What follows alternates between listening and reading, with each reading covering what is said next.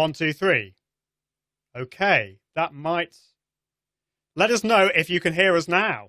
So all of that wonderful conversation that we had... Oh, we will just start again, don't worry. we can start again. It looks like the levels are working now. Yay. So let us know in the comments if you can hear us now. I'm also going to just switch on recording this. So this might be the problem, actually. Let's just see whether... 1, 2, 3. Okay, that seems to be coming through. Okay, let us know if you... No, it is not working. Oh, no! Okay, let's have a look. Oh, right. Facebook user says they can hear us.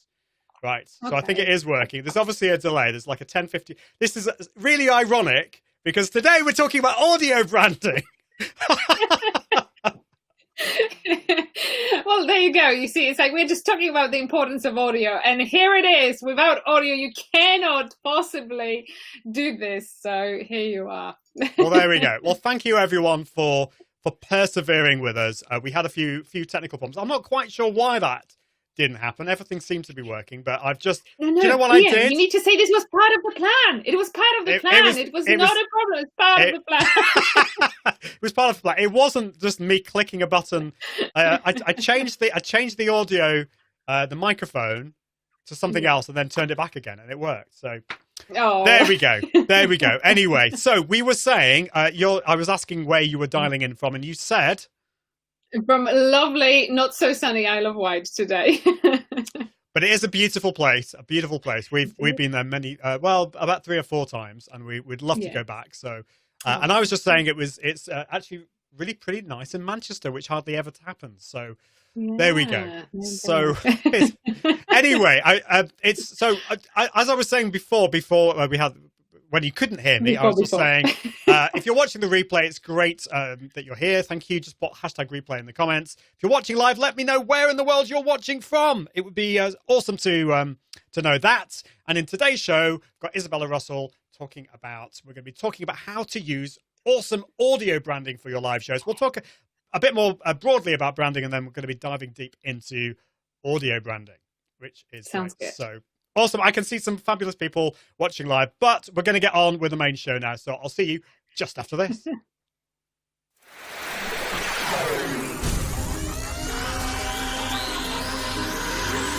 This is the Confident Live Marketing Podcast. Confident Live Marketing Podcast with Ian Anderson Gray, helping entrepreneurs level up their impact, authority and profits through the power of live video. Gain confidence in front of the camera, confidence with technology, and confidence with the content and marketing. Together, we can go live! Hello and welcome to the Confident Live Marketing Show. This is episode 80, and the show notes for this episode can be found at iag.me/80, or they will be there once the podcast is out. On today's show, I'm joined by Izabela Russell to talk about how to use awesome audio branding for your live shows. So I can't wait to introduce you to Izabela, which is going to be really, really cool. If you're watching live, it's great to have you here. Just let us know where in the world you're from. And if you have got any questions for myself or Izabela, let us know. That'd be great. And today's show, as always, is sponsored by my good friends at Content 10X. A little bit more about Content 10X later in the show. So it's time to introduce Izabela Russell, who is the Managing Director of Music Radio Creative. Over the past 10 years, Izabela has recruited over 150 voice artists, producers, and musicians. Her company delivers over 500 orders every month to clients in 130 different countries. Wow, 130 countries. That's a lot. Welcome to the show, Izabela. Thank you so much for having me here. And it's great to be here. Well, it's awesome. I've been looking forward to it. We've been trying to organise this for a while, but for some reason or another, maybe the mad world that we're living in, the mad lives we've been leading, it's taken us until this time. And we've had your lovely husband, Mike, on the show a couple of times. You did, yeah. So I'm excited to have you here. I hope you won't be comparing. We're kind of like very different. So I hope, it's like I always find it hard to, to live up to the expectations that Mike leaves behind. He's just like this superhero of audio. Well, I think you're putting yourself down. I think you've got so much to give in the show, and you know, it's actually good to have a different perspective on things anyway. Yeah. So I just want to say we've got some lovely people watching live. So just to bring some of those in, we've got somebody called Mike Russell. I don't know who he is. Oh no, I don't know who he is. So Mike Russell, you can hear us loud and clear, which is great. Jeanette is saying, watching on LinkedIn, saying yes, so that's good. So with the technology is working. Larry Robinson watching on YouTube, yes, sounding good. We've got Letitia watching from Buffalo in the USA. Must be very, very early in the morning. And Jeanette says is watching from the Netherlands. So that's great. Awesome.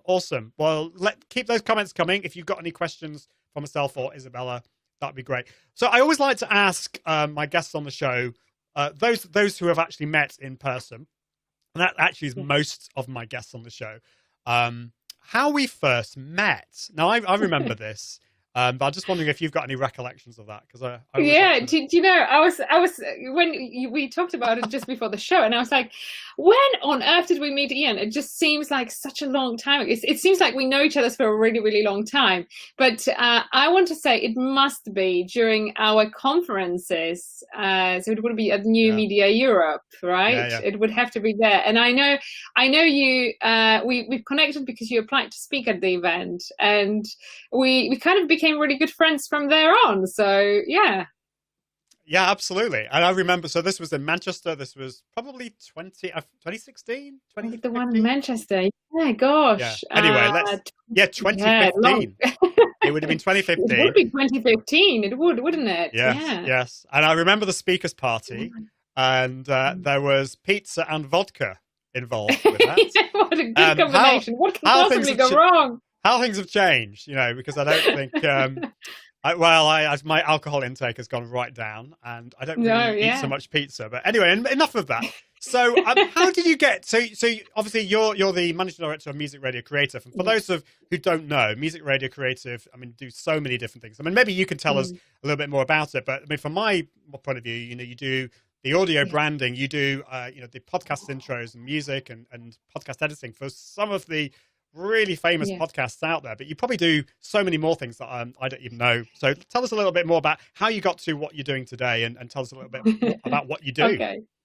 No, cool. So Music Radio Creative as a company really has been around since 2006. And Mike is the person who started the company, which seems like many, many moons ago.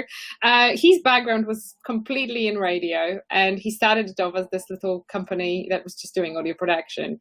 I've joined in 2011. We were expecting our first child, and I was terribly bored with my maternity leave. And I was like, come on, Mike, you've got this company. Just let's have a quick look as to what's going on in there. I would love to kind of put my fingers in there and some ideas in. And I've joined in with zero background in audio. My background was actually in banking, business and banking. So I studied business, IT and econometrics, kind of very analytical mind, really. And I came into this creative world, and I never got back out of it. I absolutely fell in love with it. So we started to grow the company together, and within a year it just grew to be big enough to essentially sustain us full time. And then we kind of progressed from there. Now we not only work with podcasters, we work with radio stations, DJs. We work with bigger companies such as, I don't know, London Eye, for example. We do audio for them. Theme parks. We consult on audio as well. So like we consulted NASA on audio restoration, and, you know, all sorts of fun projects like that. So anything audio is what we do. We have way over 150 voiceover artists now. We have a team of producers, singers, musicians. It's just this amazing international audio family, really. Wow, that's amazing. And I have to say, so the intro and outro of this podcast and show are done by Music Radio Creative. So I had a lot of fun, at least. I don't know about you, Izabela, but we did too. Yes, I did too. And actually, if you go back to the first ever episode, so if you go to iag.me/1, we had a lot of fun with the first episode, and you actually came. So actually, you have been on the show, because you did. We had we had a little fun conversation. So we did. Yeah, and I won't can't say believe any more. it's episode 80. Like you are in episode 80. And it's like, really? How quickly did that go? It just seems like only yesterday we were working on it. And I'm like, wow, that's amazing. Congrats on that. Because, not many podcasters and, people who go live, not many people actually go as far as that. So that's, it's really good. But then I wouldn't expect any different from you anyway. Well, times have changed. There was a time when I would have given up. And actually, I did have a podcast about 10 years ago that I think I got up to episode 23 and then I gave up. So I think, but I think this is one of the things we've talked about on the show. Consistency is so important. You have to have a reason as well. Why, this time I had a reason. I knew why I was doing it. And so I think that's really important. You've got to know why you're doing it. Otherwise, in those low moments, let's face it, we have those low moments. When in my episode 20, 25, I was thinking, nobody loves me. Nobody's. And I've told the story before. It was actually at not New Media Europe. It was what do you call it? Upreneur Summit, and I was there, and I bumped into about 8 people who said, "Oh, I love your podcast," and I was thinking, "That's great, but why couldn't you have told me this before?" So there you go. So it's great to but have we those. Do need a good reason, definitely. That reason behind doing it is the most important bit. So absolutely. And Martin Buckland's watching on LinkedIn, who says perfect audio. Oh, that's what we like to hear. Which is great. And William Guerrero's here. Good morning, all. LOL. Every time I turn on YouTube or open Facebook, there's Izabela or Mike. I love their free Jingle Friday. So if you have not checked out Izabela and Mike's free Jingle Friday, it's every Friday at, I want to say 1 p.m., 1 p.m. in the UK. Yeah. So just check out Music Radio Creative on YouTube. It's so much fun. What do you do in Music Radio Creative for people who in Free Jingle Friday for people who haven't come across that before? We make free jingles, so you can essentially tune in and request for either Mike or myself to record a jingle for you. So you can we have a submission form, so you can just submit your script. We record every single jingle that is requested. So there are days we sometimes do it straight after the show because we get so many submissions. I think our record was something like 350. So it's kind of really difficult to do it live on the show. So we kind of finish the show and record straight after. But it's just a lot of fun. We talk about audio, we test microphones, just do silly things with audio, but the main thing is we are there to give free jingles. So awesome. That's what we do. That sounds a lot of fun. It is a lot of fun. I mean, whenever I come on and watch the show, it's fab. Are you ever going to do some live singing in it? No, I mean, I'm not a good singer. I probably would need to go for some training before I do. I'm a terrible singer. And I get very not stressed, but kind of like I kind of block completely when it comes to live singing. I've just about got used to recording jingles live on the show, so I'm just like, this is okay, I can do it. But singing, oh no. that's taking things a little bit too far. So that's too far for me. So yes, on the whole kind of like confidence side of things, so singing is a little bit too out there. But do you remember the first time you went live? And was that quite a scary thing for you, getting in front of the camera? Tell us a little bit about that. Very much so. So it started off with me going live with Mike, and it's always easier when you go live with somebody else. It's not quite the same as going entirely on your own, because then the pressure is fully on you. So the first time I went on just me, as in Mike was just behind the camera but not together with me, to kind of bounce me out of anything that I get stuck with, was when I was recording one of my first videos. I started a YouTube channel called Audio Unicorn, which I kind of not abandoned, but I haven't kept consistency too well, really. But I've recorded some videos for it, and I remember the first video that it wasn't actually, no, it was live, and I just remember feeling so stressed about it. Like, I wanted everything to be perfect. And, I was judging every single, and I just wanted to make sure it was really good. But it kind of turned out okay. I think that self-critique rather than helps too. You just kind of cut out there a little bit. So there we go. We're having. Are you am I back? You are back. I haven't touched anything. I haven't touched anything. My hands are here. Well, this is what happens when we do live video. You've got to be prepared for things to go wrong. I think we got most of what you just said then, but yeah. So you basically you went live and you've got through it. You're still alive today. Yeah. And Yeah. would you say you enjoy it, live video?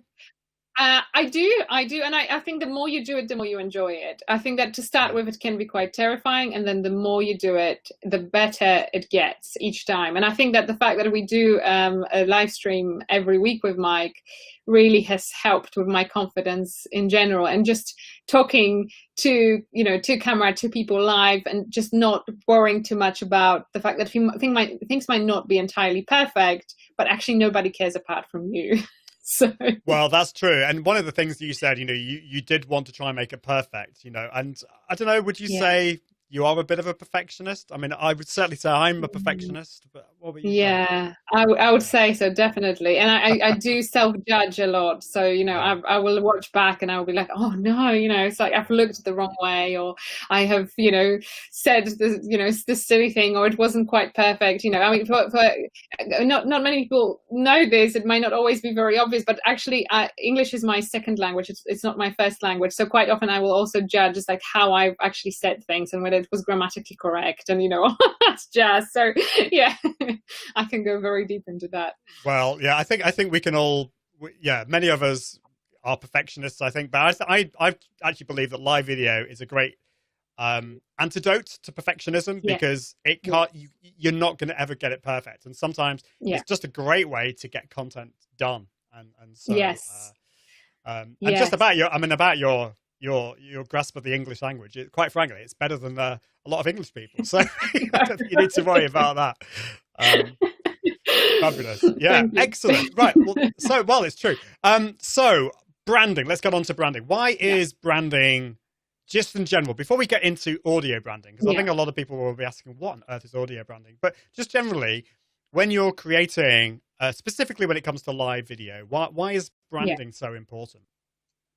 So I don't think there is a specific answer to live video, but I think branding is important in general because it gives you, or whatever you do, an identity. And I think as human beings, we like to relate. We relate to things much easier when there is a firm identity in place, and we not only relate, but we also remember better things that give that strong identity stamp. So branding, it does exactly that. Is that strong identity stamp. It's something that people can relate to. It's something that people remember, and it is essentially important for that reason, because you want to be remembered, you want to be known, you want to, for people to kind of feel like, oh, okay, that's it. I kind of relate to it in some way or another. So I think that perhaps answers better than thinking specifically for live stream, because it's exactly the same answer for anything you do, really.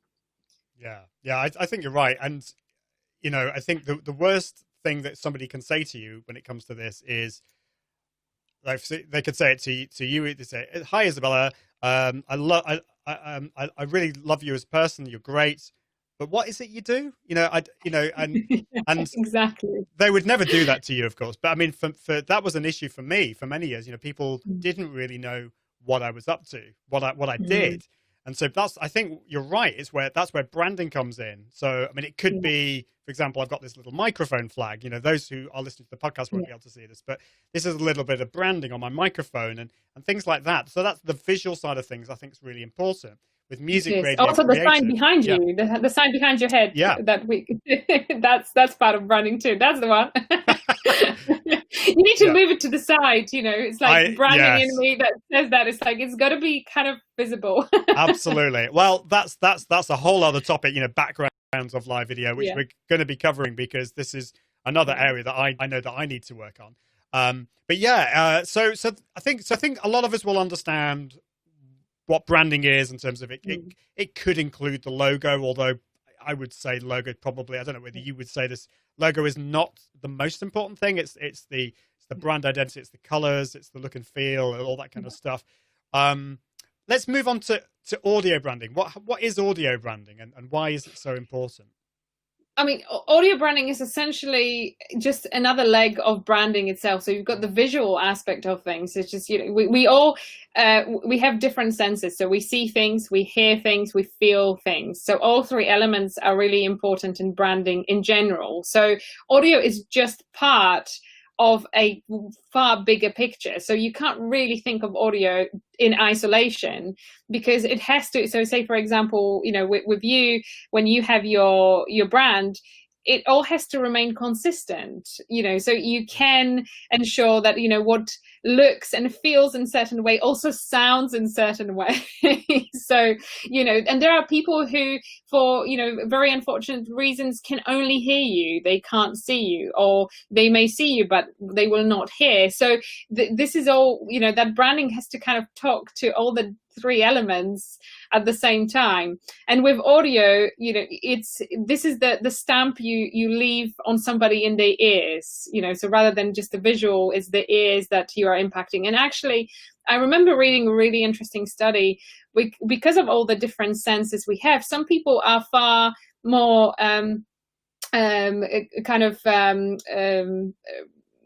they react more to one sense or another. So it could be that some people prefer the visual stuff, and that will essentially appeal to them more. Some people are more auditory, so they will hear things and that will sort of stay with them and they will remember it better. And there are some people who go for feel and the touch and the more sensory experiences. So we all kind of take it all differently. We have kind of different thresholds of, what is more important in one way or another. So it is important that you get that audio right. You may not be the auditory person, but somebody, 1/3 of your audience is. So you have to kind of think of that in those terms. Definitely, that's really, really important. I thought that idea that we're all different. We all have some of us are more. What did you use the word? I think auditory. So the sound will be more important for some people. Yeah, and that reminds me, I think it's interesting that when it comes to like buying a TV, so many people are looking for the biggest TV, and it's got to be 4K or 8K and all this kind of stuff, but they're watching movies and listening to the sound through little tinny speakers. And what actually makes the difference when you go to the cinema, I think, is the amazing sound, the Dolby Atmos, the big beefy subwoofers. And I mean, having said that, I feel a hypocrite because we've got a TV and we haven't invested in the audio yet, but it's on the list. It's definitely on the list. And it's on the list. That counts. that counts. So I think that's interesting. And having that consistency. Do you think for those of us with smaller businesses or a business where it's there's somebody is like, for example, myself, I'm the business. It's a real I suppose it's the personal branding side of things. Yeah. How much does personality come into this? And I'm just interested from an audio point of view, what can we think about there? So I think all the projects are really unique, and I think it just comes down to the personality types. So when we work with people on the audio, there are people like you, and I really loved working with you, by the way, Ian, on your audio. And I love the fact that you had your own idea, and because this is the personality aspect of it. You had your idea, and you kind of knew that you wanted to put that little bit of you and your family and kind of like that special touch. You wanted that in your audio branding, which is what was done in the process. But there are some people who have absolutely no idea, and it gets even worse when they have an idea of what they want to do, but they don't quite yet know where this is heading. So I think that the best way to look at audio branding, and it's the same with visual branding, it's not something you do once. It's kind of the journey. You kind of perfect it as you go along, because you will find that as you start doing the project that involves audio, you start recognizing that some aspects of it are more important than others, and then you tweak it as you go along. So you'll be like, actually, it's like I would like. I think in general, the personality, I think, is important, because at the end of the day, people always buy. You are at the center of the show that you are doing. If it's a live show, then people are there also because of you and because of how you are and who you are. So I think that putting that personal aspect into your audio branding makes it more memorable, and you like it more, and therefore other people will like it more too, because they will kind of follow your lead with that. That's really interesting. I think really helpful. It's very easy, and maybe we can talk about this in a bit, to copy what everyone else is doing and not to put that personality. And obviously you it's good to see what other people are doing to get some form of inspiration. Yeah. But I think it's important to be different as well. Just looking at some comments, we've got Tim Son watching on Facebook saying top of the morning here in the US anyway. It is just morning, 10 seconds until the afternoon here in the UK. It is almost noon. And Tim also says you'd never know English wasn't your first language. So you might want to tell people, where are you from originally? I'm originally from Poland, so I've moved to UK after meeting my wonderful husband. So never planned to be here, but life has swished me into the UK, and I never left. So that's great. But you do, well, maybe not this year, but you do go to Poland a few times. In fact, you've been speaking at a conference in Poland, haven't you? Yes, in InfoShare, it's such a great event actually, and I love the fact that it's kind of very European. You know, there are a lot of conferences that feel very English, but this one is like very European, and you have a good mix of different European countries that kind of brings a little bit of a different vibe. So, but yeah, unfortunately this year obviously just virtual. Just virtual. Yeah, well, we had a lot of fun last year. We all met up in Poland. It's one of my favorite countries out there. Tim also says, I get that question all the time. I go live often, but what do I do? And I suppose this is an interesting thing. Just before we get on to the next section, it's the whole importance of having a niche, and being really, really clear on that. And I'll be totally honest. I was really scared of the niche. Niching can be really quite scary, because you feel like you're slamming the door on so many potential opportunities out there. But this is when it comes to your business and your brand, I think it's really important to be specific. What's your view on that? And how does audio branding come into that side of things? It's hugely important, and it's actually perhaps more than a niche. It's important to know who you want to talk to, and it does involve some sort of circling around and saying, okay, this is my circle in the sand, and that's where I fit in, and that's where I want to appeal to. It is important, because once you know that, you can then decide, okay, if I am targeting people who are predominantly male, and they might be in their 60s plus, for example, right? That's a specific niche, and then you can further chop it down and say those are people who are interested in clocks. I don't know, just totally plucking it out of and then so you can then say, okay, based on this, let's make sure to use music like that, because it will appeal to those people more, and let's choose a voice that is going to be appealing to that group as well. So let's choose a voice that fits that category as well. So you can then niche down on all the different elements that audio brings, which is typically it's voice, if there is a spoken message, and then there is audio part of it, which could be music, but there is also you could do sonic branding, where it's kind of like a couple of notes, and you can write them in obviously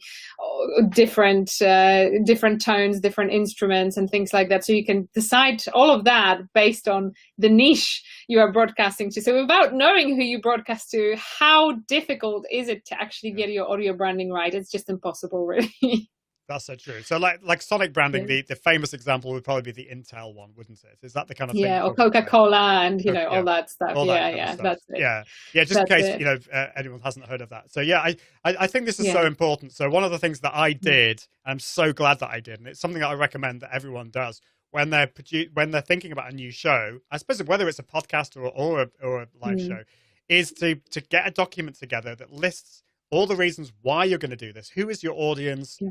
And the themes as well of what you're going to do. If you don't get that right, then getting the branding sorted is going to be really, really hard, which I think is what you're saying. Yeah. Tim Sorn says our movie theater has super comfy chairs now too, so maybe that's important. The comfy chairs. I don't know about that. And what else? Oh, so Tim also asks, how did you incorporate your family into your branding? And so that's right at the end. Together we can go live is actually my wife Helen and our kids all saying that together, and that was fun. I think you kind of encouraged me, Izabela. I wasn't sure about that. I thought it might be a little bit, I don't know. Wasn't sure it would work, but it kind of did. It really works great. I thought that was such a great personal touch, and it's kind of that hidden gem in the whole branding. You know, some people might pick up on it, but it's like it's just really, really cool. I really like that. That's cool. Actually, it's probably the first time I've actually mentioned that is our family. So I'll be interested if you are listening to the podcast or watch this live show a few times. Did you even think that who that was, or maybe it was just some random people saying that at the end? I don't know. Brigetti is watching from Cape Town. Great to see you. Woohoo. Hope you're doing really well.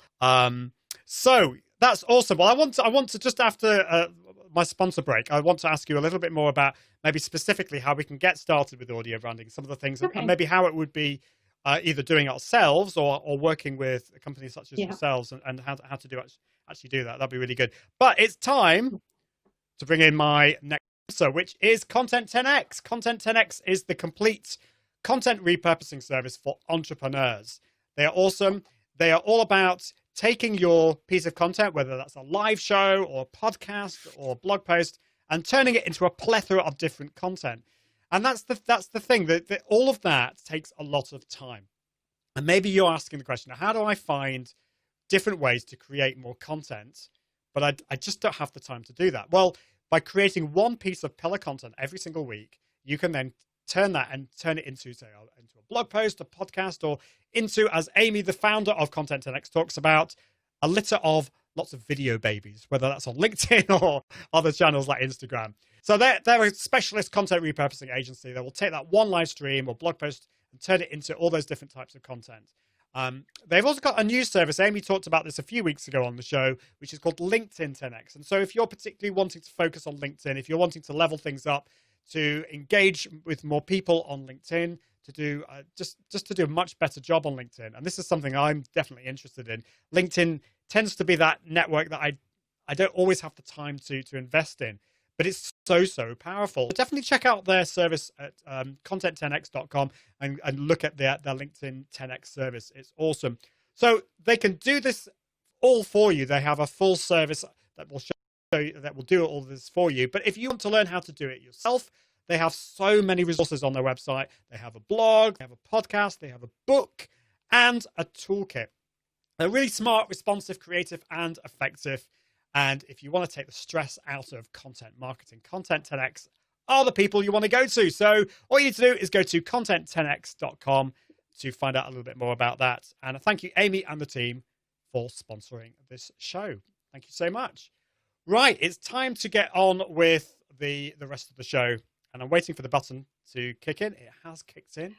For some reason, when I go from the sponsor slide to this slide, it always takes about 5 seconds. I need to work out why that is. So hopefully we've convinced everyone watching and listening of the importance of audio branding now. Maybe you could tell us a few of the different ways we could use audio branding, whether that's on a podcast or on a live show. And then we can get on to how we actually get started with all of that. Yeah, sure. So different types. So definitely if you have a live show or a podcast, it could be an intro or outro. It could also be different transitions between the different topics you cover. So if you have different segments in your show, you could use different audio transitions to introduce those segments or sort of smoothly finish one thing and start another without that kind of awkward pausing in between. So all of that could be your audio branding. So YouTube or a podcast. But not only that, anything you do on your website, if you have anything that involves audio, those could be like explainer videos, or the intro videos on the website. All of that can have your branding incorporated. If you have a company, then that branding can be also incorporated in things like on hold message recordings, any commercials that you do,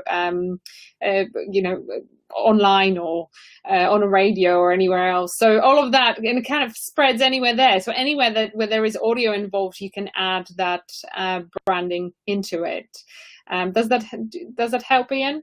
It definitely does. Yeah, I think it's important to kind of to understand the different ways that we could use it. And One thing, Yes. so like for the podcast, I do break up different sections. So I'll have a little, so this is something that you did. You not only helped with the intro and the outro, which you'll hear and see it with the for the live show. But I have that at the beginning and the end of the podcast as well. But I also have little jingles as well that I can use in between the different sponsor slots. So I don't know whether you'll be able to hear this, Izabela, but we on the podcast I always have a little silly song that I sing, and before that we have I can't remember the name of the voiceover artist, but you'll know who it is. But I'll just play this. Hopefully this will come through on the feed. Hold on, right. I tell you what, it would be good if I actually put the volume off of that little track. Let's try it again. Looks like it's time for something completely nutty. So who was the voiceover artist there? Did you hear that? That was Darren. That was Darren. Darren. He's an incredibly talented voice artist. He was actually on Britain's Got Talent, and he went quite far on Britain's Got Talent. He's really, really good. He does character. So on Britain's Got Talent, he was doing. It was kind of like a comedy with. Like with different characters and impressions. He was like impressionist on there, but he does, as a voice artist, he does a lot of character voices. So yeah, that's awesome. And so so that could be one example, or the other example is I've got a 7-second clip that I use in between sponsor slots like this. And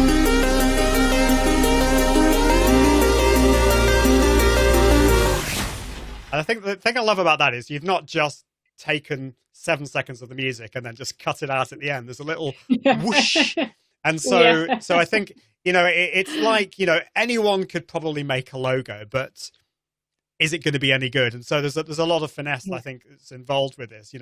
It's how you use it. So, okay, hopefully we've encouraged everyone that audio branding is a really cool thing to do. And actually, I want to use some of those transitions in my live show as well as I do with my podcast. That's one of the things I'm going to be looking at doing.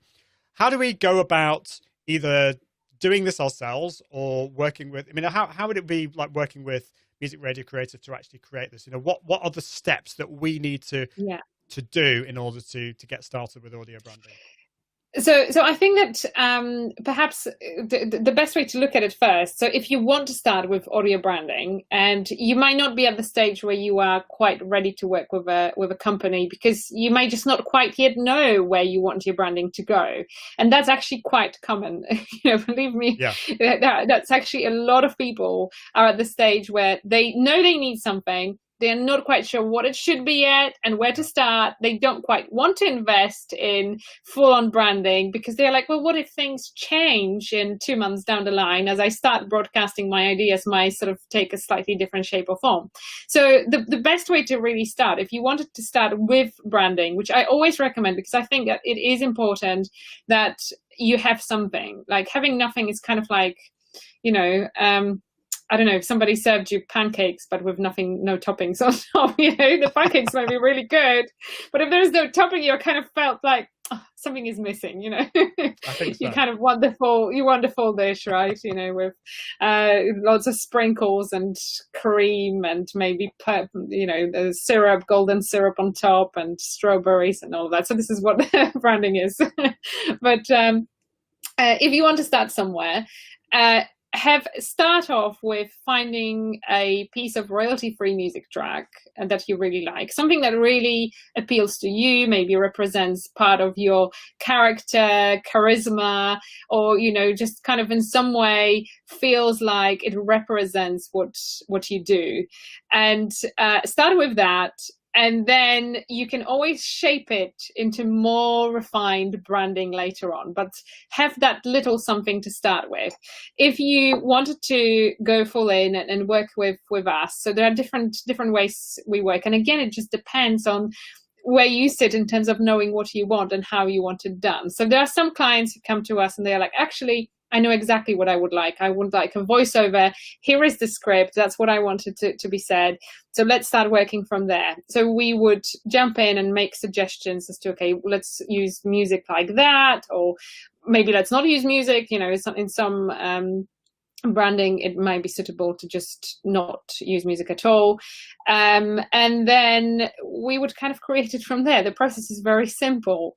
There are some people who want to have like in-depth branding analysis. This is where we will go much deeper in. We have a set of, I believe it's like 15 or 20 different branding questions.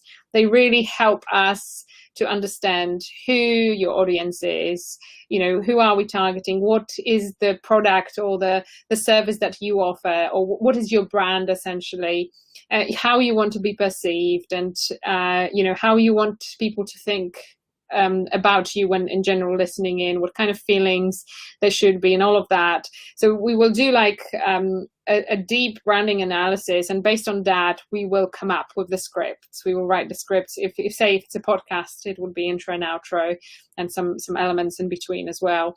We will come up with suggestions for what music may be suitable for this, what voice artist would be better placed to record it. So we will do a full recommendation based on your answers. So that's kind of like the full pancake with all the toppings, but you can choose a smaller version of it, if you are a little bit more certain as to what you would like and how you would like it.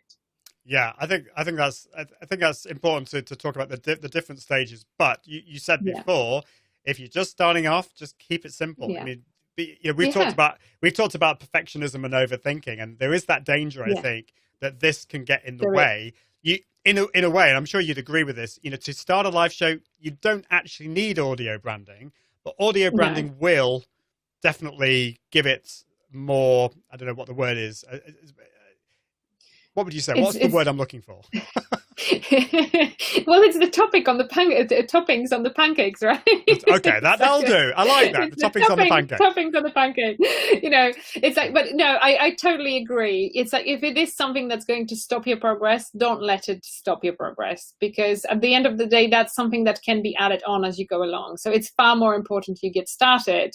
And as you get started, you will start molding and shaping the idea of who is it you are, who is it your audience might be, how do you want to appeal to them, all of that kind of slowly starts molding in as you go along, and then you can start adding the audio branding. It's definitely more important that you get started than not starting with the branding, if that makes sense, because that could be a showstopper and you don't want it to be one. So that's so important. So I'd love to know, if you're watching live, what are your thoughts for if you were to go down the route of audio branding for your show or podcast?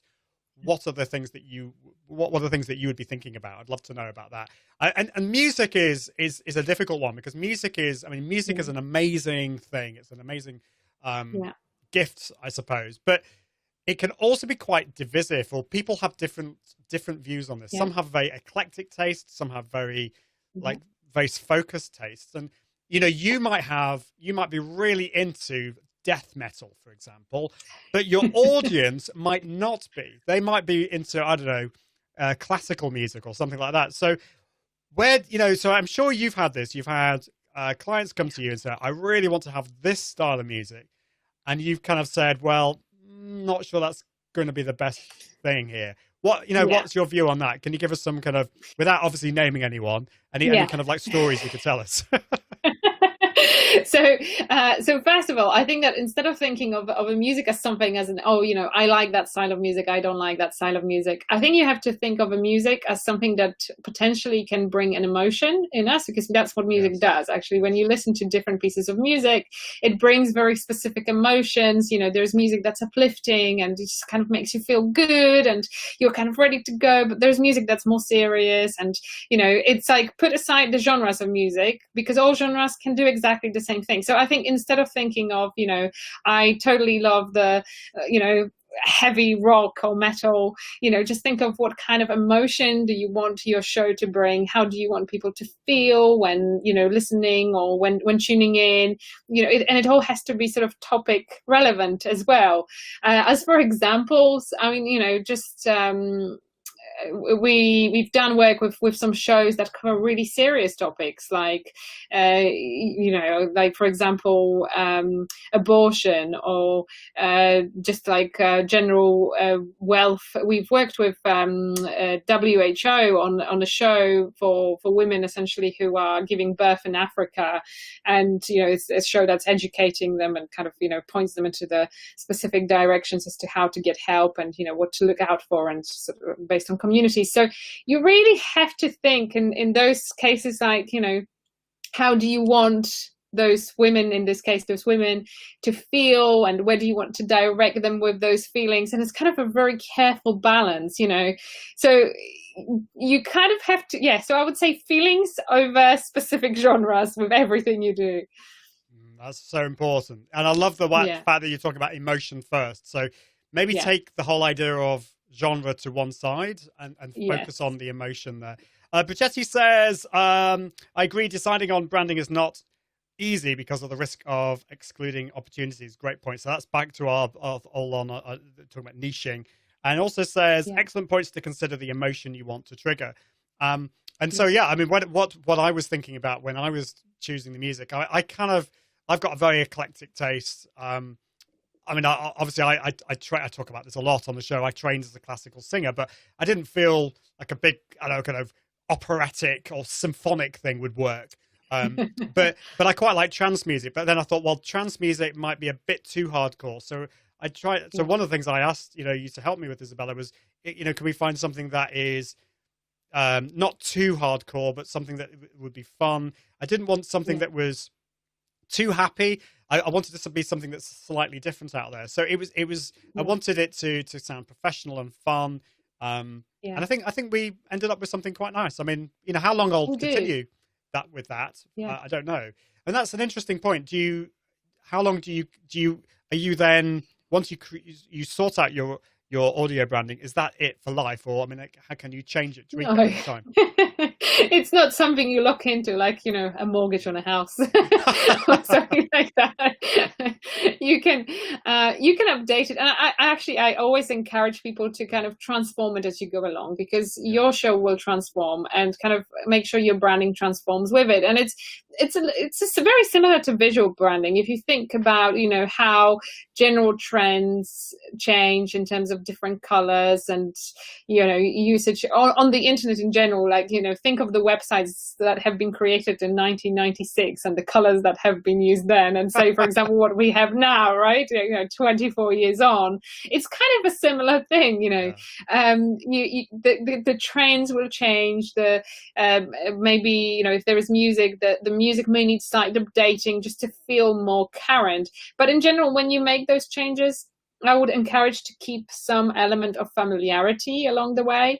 And I would say a vast majority of updates that we do, and so I would say 90% of updates to branding that we do will be tweaks rather than huge rehauls of branding. So it is that transformation that with time it changes, but it doesn't jump, from one place to the next in huge bounds at a time. So small tweaks as you go along. But there is, in a way, there is nothing to say, if you have an idea and you want to complete a rehaul, there is nothing to say don't do it.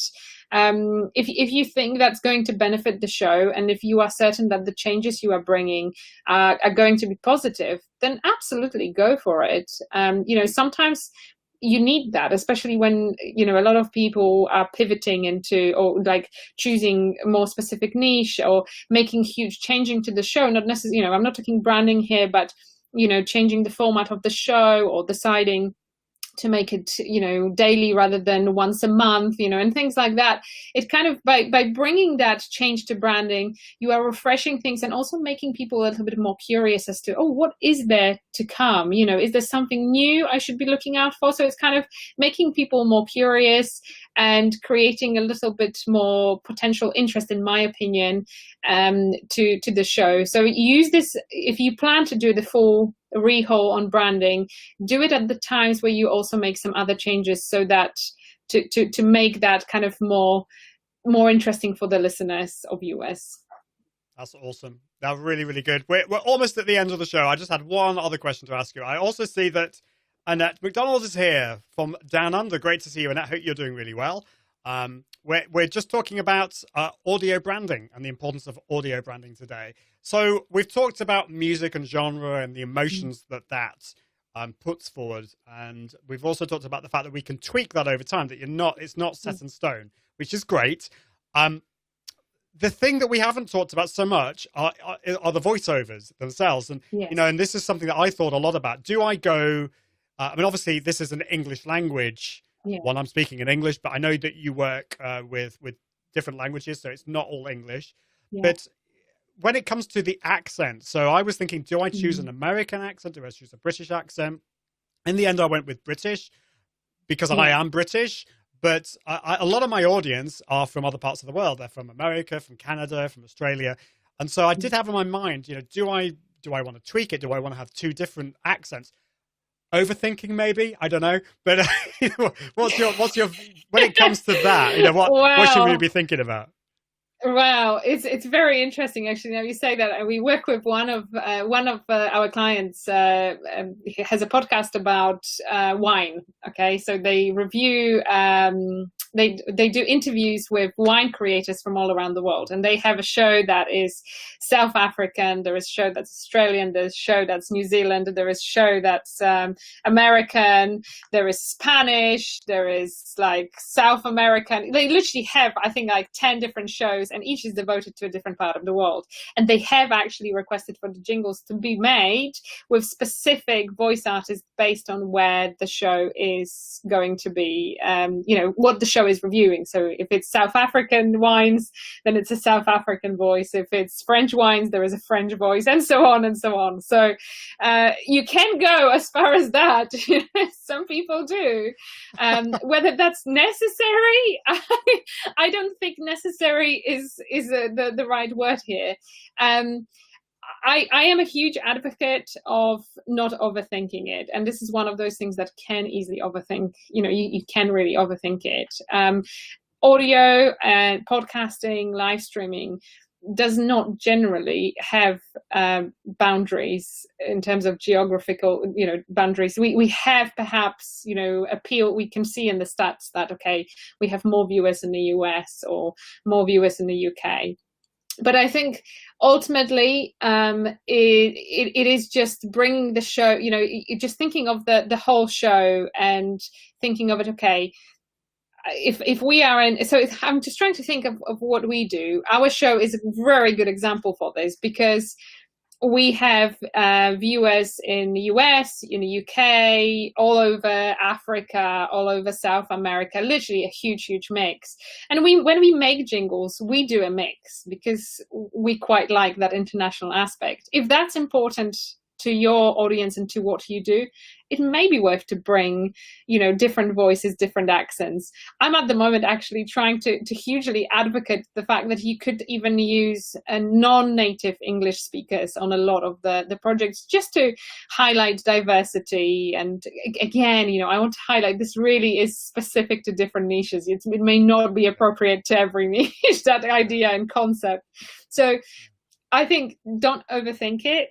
If your show is about, I don't know, for example, English countryside, I can't really see you using American voice on this. That will just simply be stupid. But if there is that international aspect to it, why not have a different voice? It's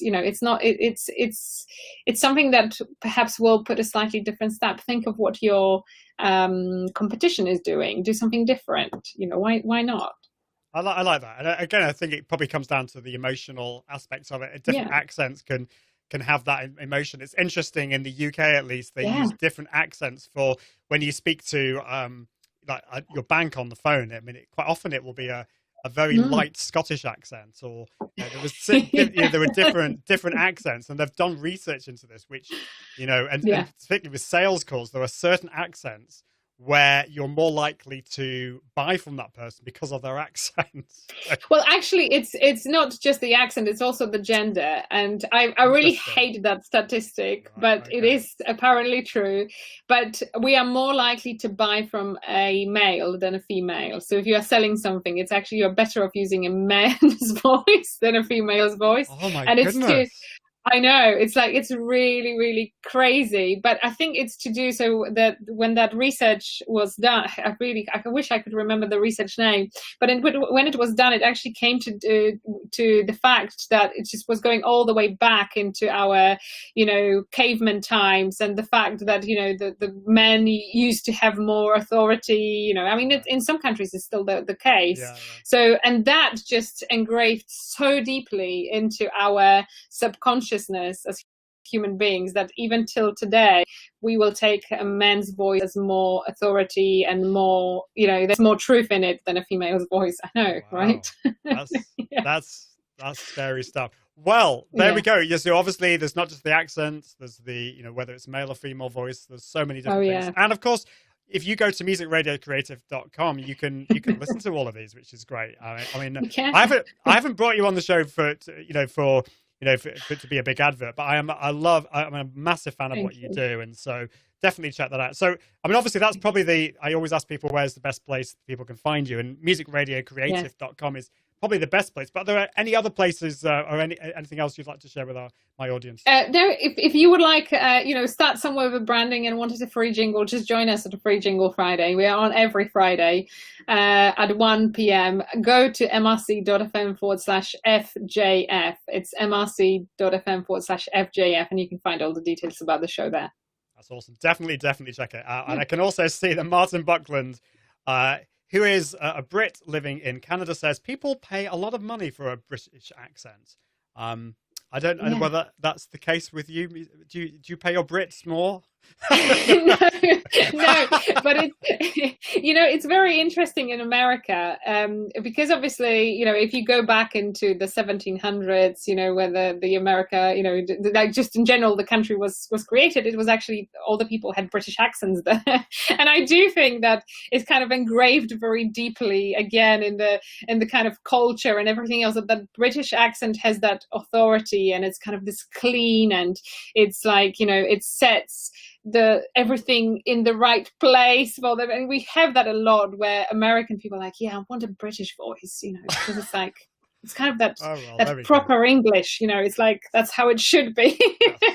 So jolly hockey sticks. Jolly hockey sticks kind of accent. Yeah. That's it. That's exactly that. So, people just go for that. Fabulous. Well, thank you, Izabela. It's been so fun to have you on the show. You've been so helpful, and I think the whole audio branding thing is, I know it's a thing that a lot of people don't think about, and so I know that it's been really helpful to people. Do check out Music Radio Creative at musicradiocreative.com, and do check out Free Jingle Friday on Fridays at 1 p.m. in the UK. I can't. My time zones are all out the window, so I can't translate that into it. But you'll find it out. That'd be great. Fabulous. Yes. Well, thank you so much. Until next time, I encourage you to level up your impact, authority, and profits through the power of Confident Live Video. See you soon. Bye. Bye. Thanks for listening to the Confident Live Marketing Podcast with Ian Anderson Gray. Be sure to join the community at iag.me, where you can continue to level up your impact, authority, and profits through the power of live video. And until next time, toodaloo.